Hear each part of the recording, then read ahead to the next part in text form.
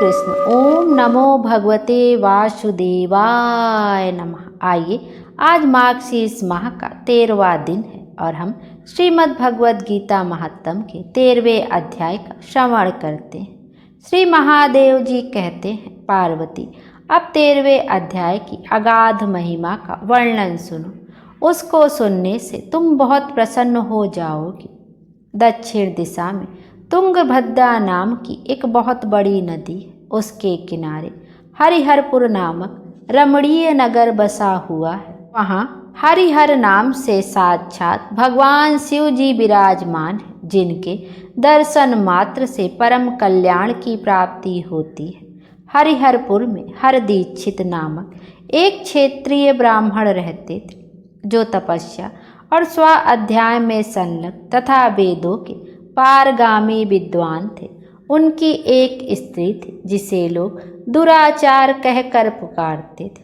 इस नाम के अनुसार ही उसके कर्म भी थे। वह सदा पति को कुवाच्य कहती थी। उसने कभी भी उनके साथ शयन नहीं किया। पति से संबंध रखने वाले जितने लोग घर पर आते, उन सबको डांट बताती और स्वयं कामों उन्मत्त होकर निरंतर व्यभिचारियों के साथ रमण किया करती थी। एक दिन नगर को इधर उधर जाते हुए पुरवासियों से भरा देख उसे निर्जन तथा दुर्गम वन में अपने लिए एक संकेत स्थान बना लिया।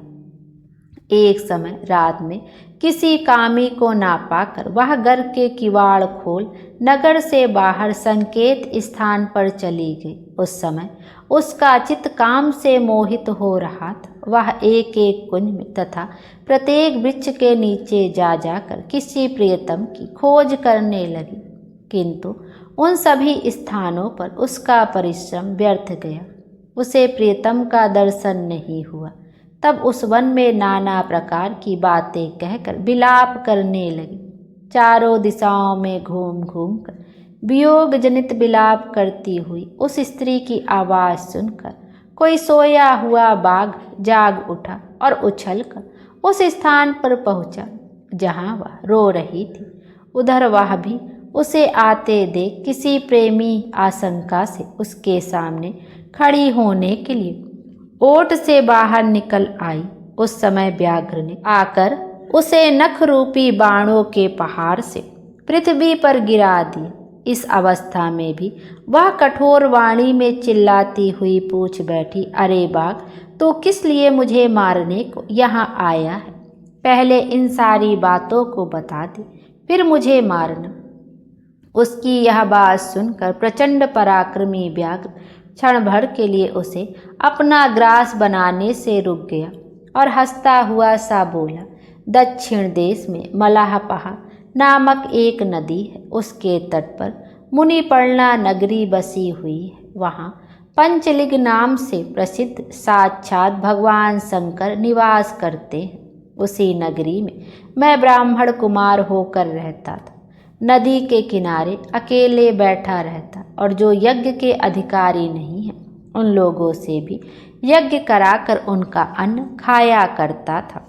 इतना ही नहीं, धन के लोभ से मैं सदा अपने वेद पाठ के फल को बेचा करता था। मेरा लोभ यहाँ तक बढ़ गया था कि अन्य भिक्षुओं को गालियाँ देकर हटा देता और स्वयं दूसरों को नहीं देने योग्य धन भी बिना दिए ही हमेशा ले लिया करता था।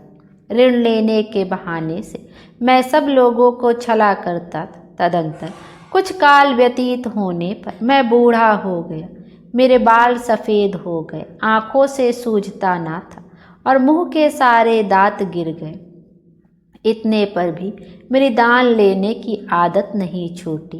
पर्व आने पर प्रतिग्रह के लोभ में मैं हाथ में कुछ लिए तीर्थ के समीप चला जाया करता था। तत्पश्चात जब मेरे सारे अंग शिथिल हो गए, तब एक बार मैं कुछ धूर्त ब्राह्मणों के घर पर मांगने खाने के लिए गया। उसी समय मेरे पैर में कुत्ते ने काट ली।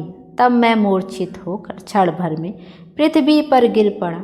मेरे प्राण निकल गए। उसके बाद में इसी व्याघ्र योनि में उत्पन्न हुआ। तब से इस दुर्गम वन में रहता हूँ तथा अपने पूर्व पापों को याद करके कभी धर्मिष्ठ महात्मा, यति, साधु पुरुष तथा सती स्त्रियों को नहीं खाता।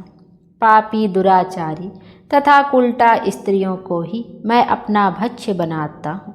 अतः कुलटा होने के कारण तू अवश्य ही मेरा ग्रास बनेगी। यह कहकर वह अपने कठोर नखों से उसके शरीर के टुकड़े टुकड़े करके खा गया। इसके बाद यमराज के दूत उस पापनी को संयमनीपुरी में ले गए। यहाँ यमराज की आज्ञा से उन्होंने अनेकों बार उसे विष्ठा, मूत्र और रक्त से भरे हुए भयानक कुंडों में गिराया। करोड़ों कल्पों तक उसमें रखने के बाद उसे वहाँ से ले जाकर 100 मनवंतरों तक रौरव नरक में रखा। फिर चारों ओर मुँह करके दीन भाव से रोती हुई उस पापनी को वहाँ से खींचकर दहनानक नामक नरक में गिराया। उस समय उसके केस खुले हुए थे और शरीर भयानक दिखाई देता था। इस प्रकार घोर नरक यातना भोग चुकने पर वह महापापनी इस लोक में आकर चांडाल योनि में उत्पन्न हुई। चांडाल के घर में भी प्रतिदिन बढ़ती हुई वह पूर्व जन्म के अभ्यास से पूर्वत पापों में प्रवृत्त रही। फिर उसे कोढ़ और राज्यक्षमा का रोग हो गया।